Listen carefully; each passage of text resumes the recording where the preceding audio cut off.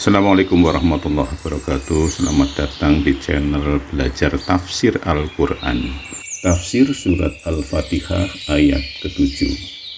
Siratal ladzina an'amta alaihim ghairil maghdubi alaihim waladdallin. Yang artinya, yaitu jalan orang-orang yang telah Engkau beri nikmat kepadanya, bukan jalan mereka yang dimurkai dan bukan pula jalan mereka yang sesat.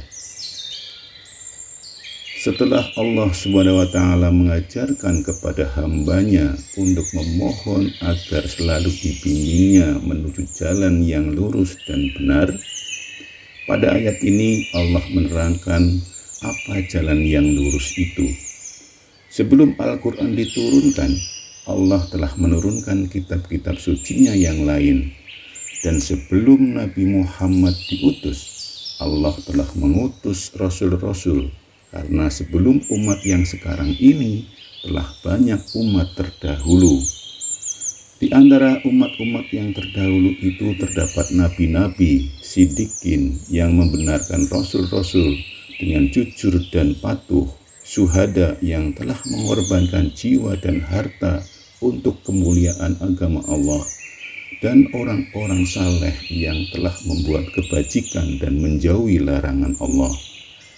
Mereka itulah orang-orang yang telah diberi nikmat oleh Allah, dan kita diajari agar memohon kepadanya agar diberinya taufik dan bimbingan sebagaimana Dia telah memberi taufik dan membimbing mereka. Artinya, sebagaimana mereka telah berbahagia dalam aqaid, dalam menjalankan hukum-hukum dan peraturan-peraturan agama, serta telah mempunyai akhlak dan budi pekerti yang mulia, maka demikian pula kita hendaknya. Dengan perkataan lain, Allah menyuruh kita agar mengambil contoh dan teladan kepada mereka yang terdahulu. Timbul pertanyaan, mengapa Allah menyuruh kita mengikuti jalan mereka yang terdahulu itu?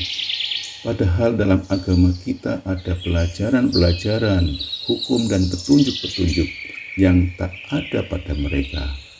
Jawabnya, sebetulnya agama Allah itu adalah satu. Kendati pun ada perbedaannya, tetapi perbedaan itu pada bagian-bagiannya, sedang pokok-pokoknya serupa, sebagaimana telah disebutkan tadi. Sebagaimana halnya dalam umat-umat yang terdahulu itu, terdapat orang-orang yang diberi nikmat oleh Allah. Juga terdapat di antara mereka orang yang dimurkai Allah dan orang yang sesat. Orang yang dimurkai Allah itu mereka yang tak mau menerima seruan Allah yang disampaikan oleh Rasul-Rasulnya, karena berlainan dengan kebiasaan mereka atau karena tidak sesuai dengan hawa nafsu mereka. Kendati pun telah jelas bahwa yang dibawa oleh Rasul-Rasul itu adalah benar. Termasuk juga ke dalam golongan ini, mereka yang mulanya telah menerima apa yang disampaikan oleh Rasul-Rasul, tetapi kemudian karena suatu sebab mereka membelok dan membelakangi pelajaran yang dibawa oleh Rasul-Rasul itu. Di dalam sejarah banyak ditemukan orang yang dimurkai Allah. Sejak di dunia mereka telah diazab Allah sebagai balasan yang setimpal bagi keingkaran dan sifat angkara murka mereka.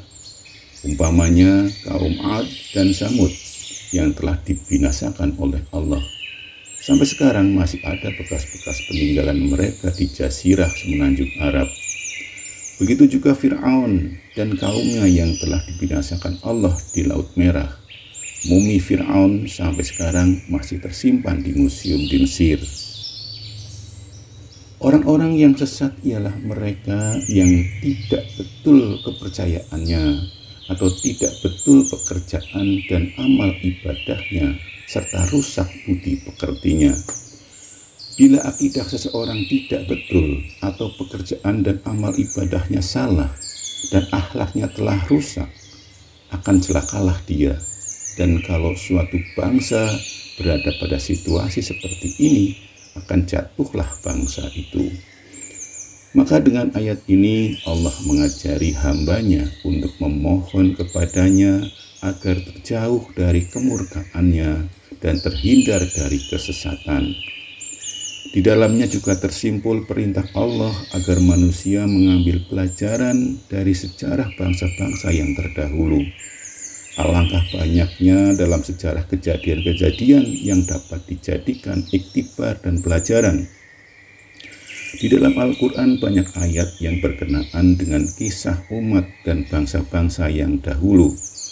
Memang tak ada sesuatu yang lebih besar pengaruhnya kepada jiwa manusia daripada contoh-contoh orang dan perbandingan-perbandingan yang terdapat dalam kisah-kisah dari sejarah.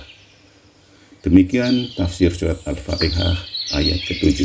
Assalamualaikum warahmatullahi wabarakatuh.